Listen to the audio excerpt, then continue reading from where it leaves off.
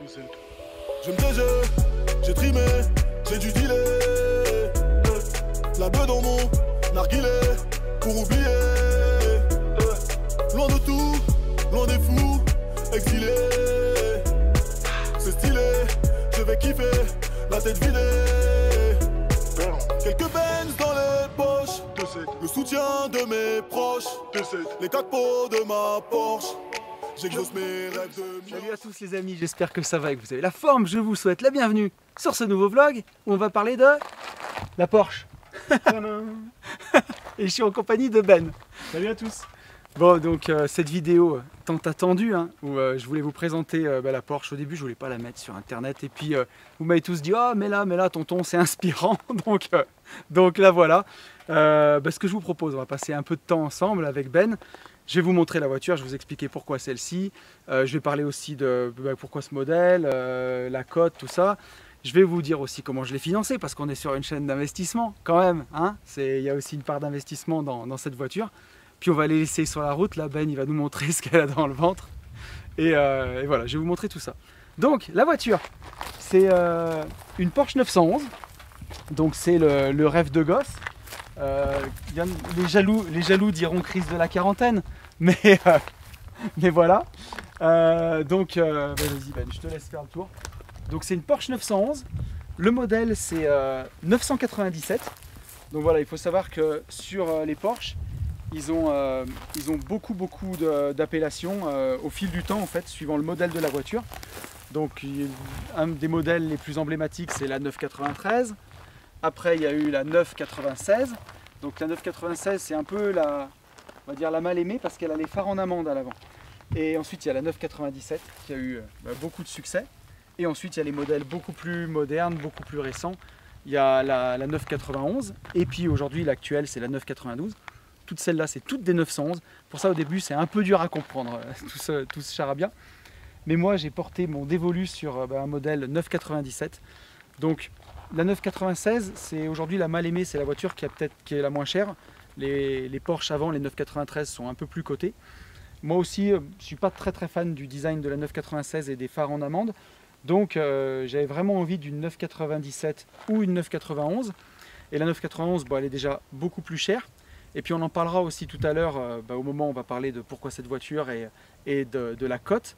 C'est que la 991 n'a pas fini de décoter, alors que justement la 997, celle-ci, elle a atteint son prix plancher et la cote, elle commence à remonter. Elle a déjà même bien commencé à remonter. Donc au niveau du côté placement, c'était vraiment intéressant. Et puis après, quelle gueule quand même. Ouais, quelle gueule. C'est vrai qu'elle est vraiment jolie. Voilà, j'ai eu... je vous expliquerai tout à l'heure, c'est une voiture que j'ai importée de Hollande. Je suis allé la chercher en Hollande avec mon camarade Yann. Donc Yann, un ingé dans la course. Yann qui m'a aidé à trouver la Porsche. Enfin, Yann a une grosse responsabilité, une grosse part dans cet achat. Il m'a vraiment beaucoup aidé. On a passé quasiment plus de 3 mois à chercher cette voiture puisque je voulais absolument qu'elle soit blanche. Je voulais absolument un modèle 4S. Donc celle-là, c'est une Carrera 4S. S parce que c'est sport, donc c'est une voiture qui fait 385 chevaux. Le modèle pas S fait moins de chevaux, je crois qu'il fait autour de 355 chevaux. Donc je voulais absolument une S et une 4S parce que voilà, la Carrera 4S, elle est 4 roues motrices, elle a un empattement arrière beaucoup plus large et donc elle est vraiment sympa. Quand on se remet, si tu veux te remettre aussi de l'arrière ou de l'avant. Voilà. Ça fait une petite table ici, on peut poser quelque chose. C'est ça, on peut limite poser son verre. Et quand on la filme de l'avant, quand on se met à ras la route devant, hop, on voit vraiment la différence de largeur. Ouais, il y a vraiment cet effet où le train arrière est large. Donc, elle a un voilà. gros boule, quoi, c'est tout. Comment ? Elle a un gros boule. Elle a un gros boule, c'est ça. Donc je voulais vraiment ce modèle-là. On a passé beaucoup de temps à la chercher, mais on a fini par la trouver. On l'a importé donc de Hollande. On est allé la chercher là-bas, à Maastricht. C'était aussi intéressant, j'en reparlerai tout à l'heure parce que ça m'a permis d'avoir une décote d'environ 5 000 € sur la voiture. Donc c'est super intéressant. Et voilà, et donc il faut refaire la carte grise après, c'est l'inconvénient. Et donc j'ai reçu la nouvelle carte grise, mais j'ai pas encore fait faire les plaques. Donc elle est encore en W garage pour l'instant. Mais voilà, on peut filmer, j'aime bien les jantes aussi de cette voiture. Et d'ailleurs c'est ce que je te montrais, on en parlait tous les deux. Donc elle est montée en 19 si je dis pas de bêtises. Et les jantes avant, le dessin elles-mêmes, elles sont bombées. Et en fait les jantes arrière, elles rentrent puisque l'empattement est vraiment plus large à l'arrière. On voit que c'est le même dessin mais que la jante elle rentre ici.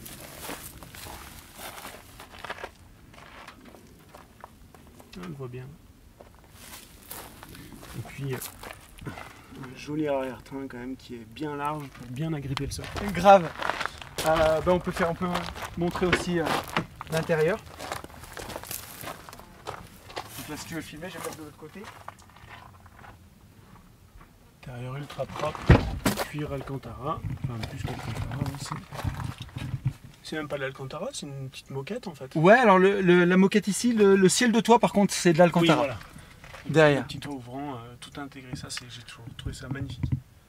Ouais, donc il y avait des options dont je voulais absolument pas me passer, donc notamment la boîte automatique PDK. Ouais. C'est pour ça que c'est une Carrera 4S phase 2, celle-ci, il y a deux phases sur la 4S. Il y a une première phase où il y a des boîtes manuelles et des boîtes Tiptronic, la boîte robotisée.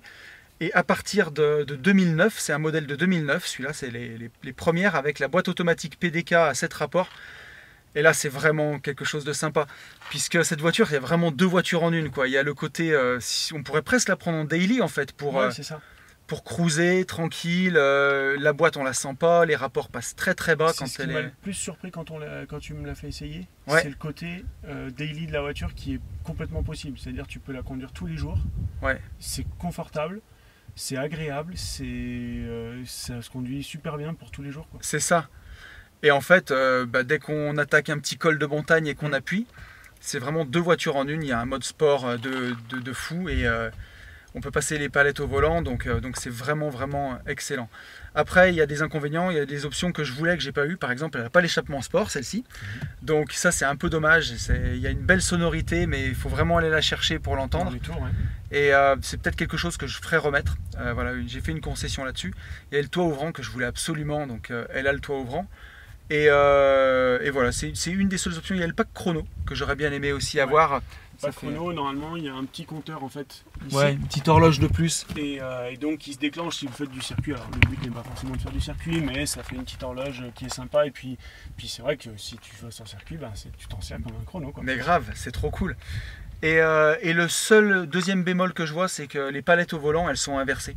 Donc il faut pousser pour passer le rapport et tirer pour rétrograder. Voilà, on voit le plus moins ici, donc le plus vers l'avant, le moins ici. En fait, les deux font les deux. Ouais, c'est ça. Voilà, et c'est un peu déstabilisant quand on a fait un peu des jeux vidéo et qu'il y a ouais. gauche, quoi. Donc il faut prendre un coup de main, mais enfin maintenant que j'ai pris le coup de main, ouais. Dès qu'on veut être un peu plus sport, c'est vraiment sympa. Et Après, ça reste une boîte PDK qui est assistée. Tu descends un rapport trop tôt, elle va pas gueuler dans les tours et tu vas pas éclater le moteur. Non, tu peux pas faire de bêtises. Donc ça reste la mécanique allemande qui est pensée même pour les amateurs. C'est ça. Donc voilà, en tout cas c'est vraiment cool. Elle a les seuils de porte avec le Carrera 4S, elle a pas mal de petits trucs sympas.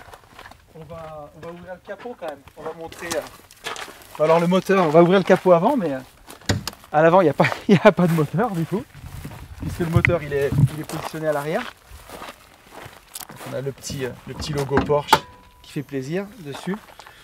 Avec un plutôt grand coffre, hein, franchement. Mais franchement c'est pas si mal, hein. Ouais. Il est très profond en fait. En tout cas, pour une voiture comme ça, 2+2, c'est top. Ouais. Et donc oui, c'est vrai que c'est le gros avantage de la 911.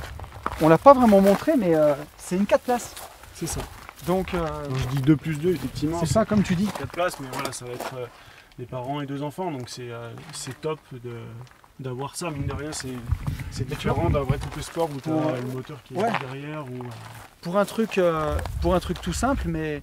Toi, quand on sort au resto et qu'on veut emmener les enfants, même l'autre jour j'étais avec mes 2 filles, tu peux prendre la 911 quand même. Et c'est vraiment cool. Alors que si tu as un Boxster ou une pure sportive 2 places, c'est strict 2 places. Ouais. Tu es un peu plus coincé. Limité. Ouais. Donc ce qu'il y a de vraiment cool aussi, c'est à l'arrière, on va regarder le moteur. Et celle-ci, elle a aussi l'aileron qui se lève. Toute la partie arrière, quand on est à haute vitesse, elle se lève. Et c'est assez sympa. Donc voilà la bête, le fameux Flat 6 Porsche. Donc 3,8 litres de cylindrée et 385 chevaux.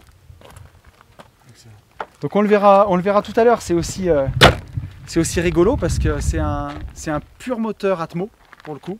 Donc pur moteur atmosphérique, ça veut dire qu'il n'y a pas de turbo pour les gens qui ne savent pas trop ce que ça veut dire. Donc ça se conduit dans les tours en fait. Le couple maximum, la puissance maximum, je ne l'ai pas exactement sur cette voiture, mais on est autour de je pense 4500, 5000 tours, où là vraiment elle se met à chanter et à partir. Mais moi qui ai l'habitude de la Tesla, au tout départ, quand on appuie, il faut un petit temps pour qu'elle parte, mais après vraiment c'est... C'est ce qui moi m'a bluffé, ça faisait très longtemps et d'ailleurs je pense ne jamais avoir vraiment eu de voiture Atmo. Ouais. Et en fait c'est symbolique je trouve d'une époque où tout était un peu brutal comme ça et puis c'était en termes de sport auto quoi, c'était vraiment ça chante dans les oreilles, ça te pousse au cul d'un coup, enfin c'est vraiment ça te prend, c'est une voiture qui vit, c'est comme une Harley ou un truc, ça vit avec toi quoi, je trouve. C'est exactement ça. Je suis tout à fait d'accord avec toi et c'est un truc qu'on retrouvera que sur cette époque. Et c'est aussi pour ça que je voulais une 997 pour ma première Porsche, pour ma première 911. Parce que je dis pas qu'après la 991 elle est trop aseptisée, parce que on a l'occasion dans notre entourage d'avoir quelqu'un de très proche qui a une 991, qu'on est allé aussi faire chanter dans les montagnes, il se reconnaîtra. Et c'est une voiture qui est fantastique. Mais sur celle-ci, il y a un côté, on est à mi-chemin entre deux époques en fait. Ouais, c'est ça. On a vraiment toute la modernité avec la boîte PDK, avec tout le reste. Mais il n'y a pas encore toutes les assistances qu'il y a sur toutes les voitures modernes. Et c'est incroyable de se dire que c'est une voiture qui a 13 ans. Oui. Tu prends dans n'importe quelle autre gamme, je veux dire, de véhicules, 13 ans, ça n'a pas cette gueule. Non. Et ça n'a pas cette dynamique, ça n'a pas cet ADN. Donc c'est là où... moi, c'est vrai que quand je regardais toujours des voitures de sport, j'avais toujours tendance à aller sur des marques un petit peu différentes, dont on entend moins parler. Et franchement, quand tu mets le cul dedans, c'est incroyable. C'est vraiment incroyable quoi. Et tu vois, c'est ce que j'ai dit dans les premiers... Alors j'avais fait de la Porsche avec Yann, parce que Yann qui m'a aidé à acheter cette voiture, il a un Cayman S. On avait fait pas mal de tours ensemble. Et j'ai vraiment compris pourquoi Porsche, tu vois, et pourquoi les gens kiffent Porsche, et pourquoi il y a cet ADN Porsche et tout ça. Quand tu la conduis, je sais pas, ça t'envahit quoi. C'est un truc de fou en fait.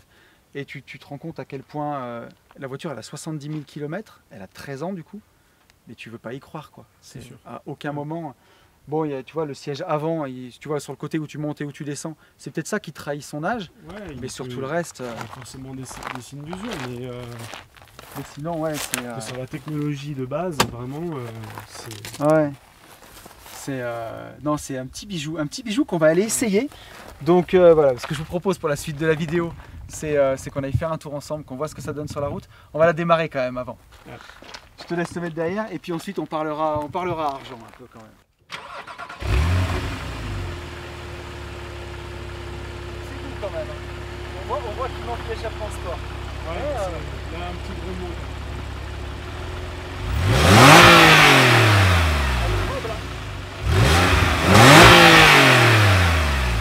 L'histoire il m'ont en travers de la gorge. Dis-leur que c'est moi dans la Porsche. Et demande à mes frères, est-ce qu'on en est là? Est-ce qu'on en est là? Je reconnais plus personne, alors j'ai redoublé d'efforts.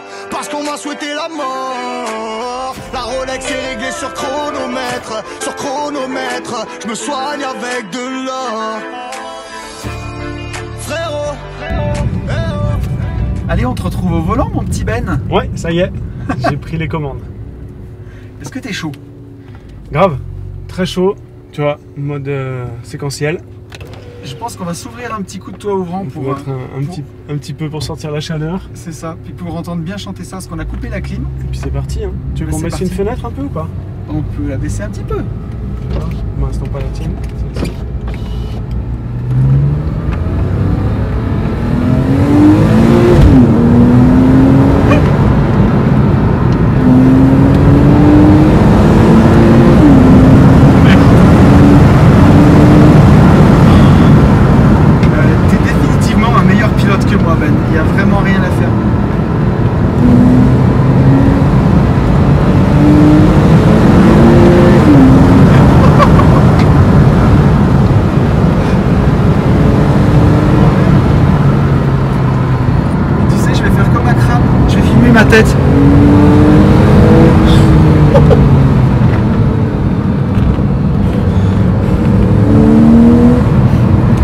ce rugissement quand même, c'est un peu...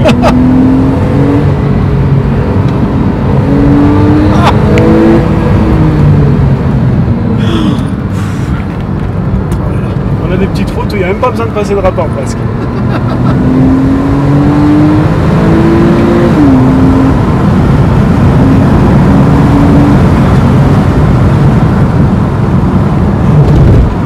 T'es concentré quand même.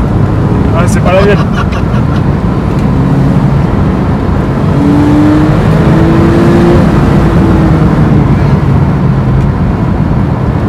Petit pif paf.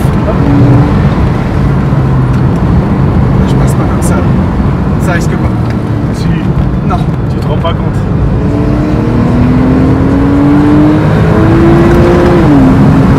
C'est incroyable ça. Ouais. C'est un vrai bonheur. On arrive dans un petit village. Pas faire peur aux petites mamies. C'est deux voitures en une quoi. Moi je la conduis d'une façon et toi tu la conduis d'une autre quoi. C'est ça. On aurait dû la payer moite-moite. C'est ça. Bon, qu'est-ce que t'en penses de cette auto? T'en dis quoi toi? Ouais, c'est incroyable, ça fait... pour tous les gens qui sont endormis dans leur vie, qui savent plus trop où ils en sont, conduisez ça, franchement vous allez vous réveiller d'un coup. C'est ça. Franchement, je peux pas dire mieux, c'est extraordinaire quoi. Ouais. C'est agréable. Là, tu vois, tu roules, c'est calme. Et puis après, c'est la tempête. C'est ça, exactement. Vraiment cool. Là, tu vois. Et je suis pas un pilote, hein, vraiment. Je pense que tu mets quelqu'un qui a des doigts de fée comme. Si on ferme le toit ouvrant, qu'on ferme les fenêtres. Ah bah. T'es dans une berline presque. Hein. Ouais, t'es. Allez, quelques suspensions en bois. C'est ça. Mais encore, même pas tant que ça en fait.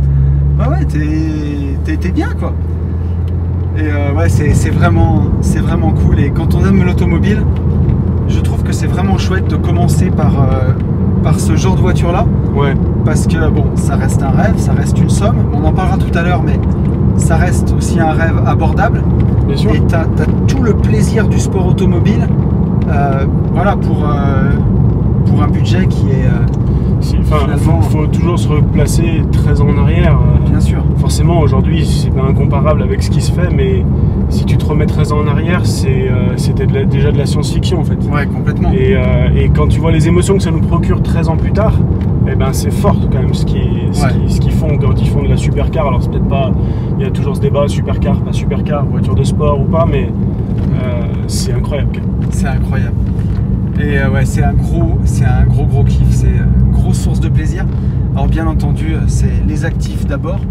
Bon, moi j'ai peut-être attendu un peu trop longtemps quand même, 40 ans pour s'y mettre, c'est un peu long. Mais en tout cas, c'est ouais, d'abord les actifs et ensuite les passifs. Parce que voilà, même si ça reste une voiture plaisir et invest, il y a un côté invest, ça reste un gros passif quand même. Donc mais c'est un passif qui est financé par les actifs. Et ça, on va avoir le temps d'en parler tout à l'heure. Yes. Est-ce que tu veux ajouter quelque chose, mon Ben? Non, là on est sur une partie plus cool, il y a un petit peu de gravillon, ça saute un peu, alors on y va tranquille et puis après on verra ce qu'on va refaire. Non mais c'est trop bien, c'est un vrai plaisir. Ça évitera de me faire vomir en plus.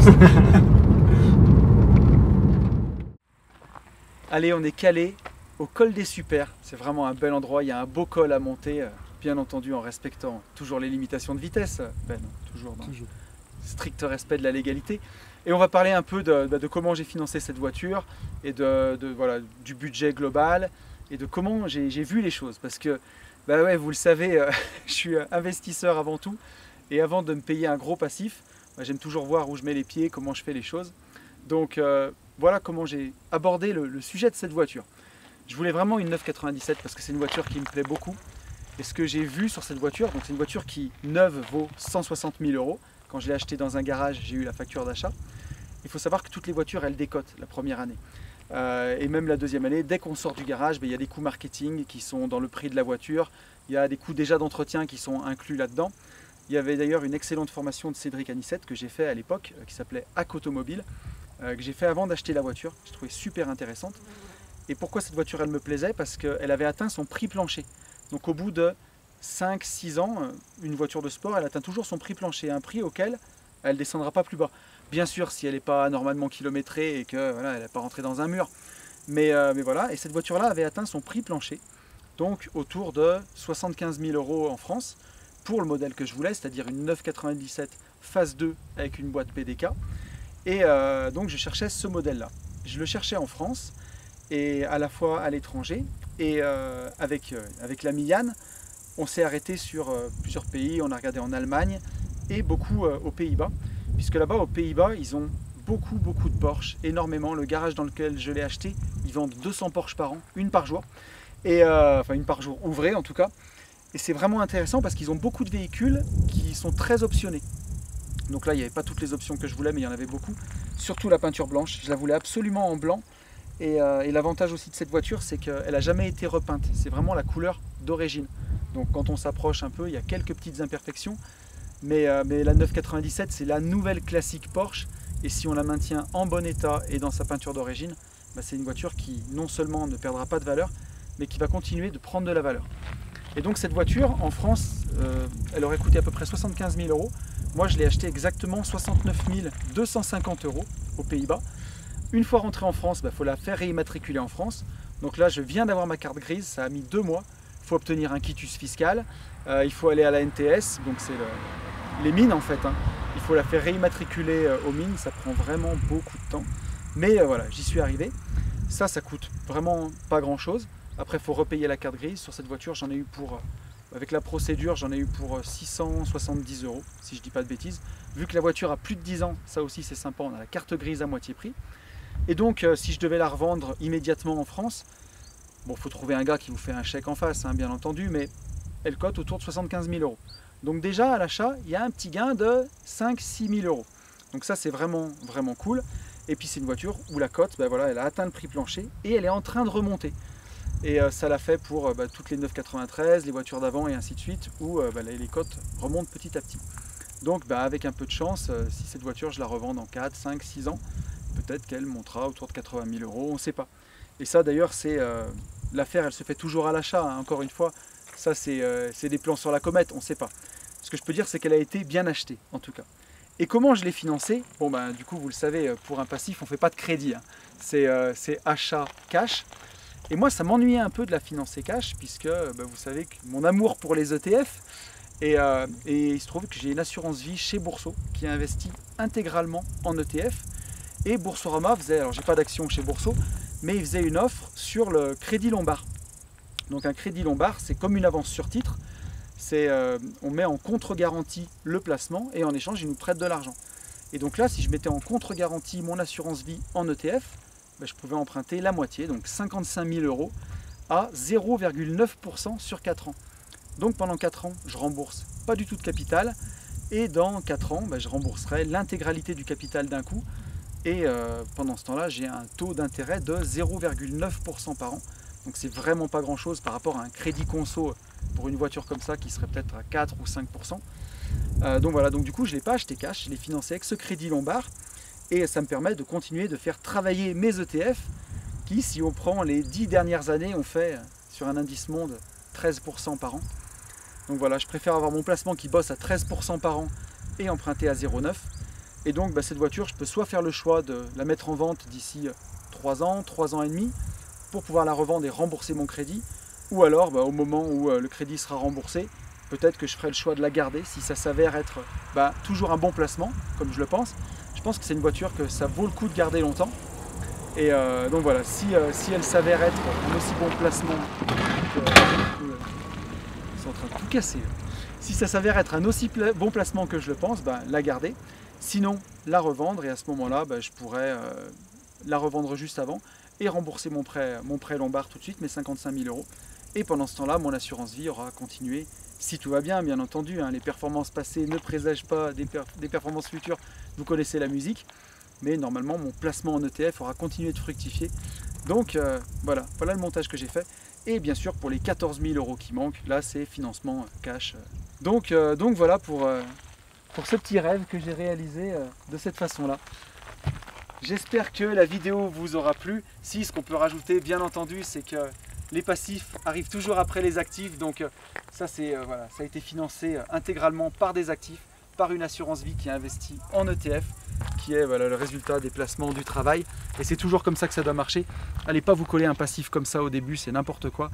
Charbonnez, bossez, achetez des actifs, faites de l'achat-revente, faites fructifier, et puis un jour ou l'autre, c'est vos actifs qui vous payeront un passif. Donc voilà, merci d'avoir suivi cette vidéo. En tout cas, j'espère que ça vous aura plu. On a fait ça à la cool, comme on fait d'habitude, sans fioriture. Voilà, écoutez, vous pouvez mettre un petit pouce, ça fait toujours plaisir. Vous pouvez liker, vous pouvez vous abonner à la chaîne. Si vous avez envie de voir tout ce qu'on propose avec Ben, toutes les belles choses qu'on fait qui nous permettent d'avoir des belles Porsche comme ça, vous avez le lien dans la description. Moi, je vous dis à très vite. Salut à tous. It's been a long day without you, my friend. And I'll tell you all about it when I see you again. We've come a long way from where we began. Oh, I'll tell you all about it.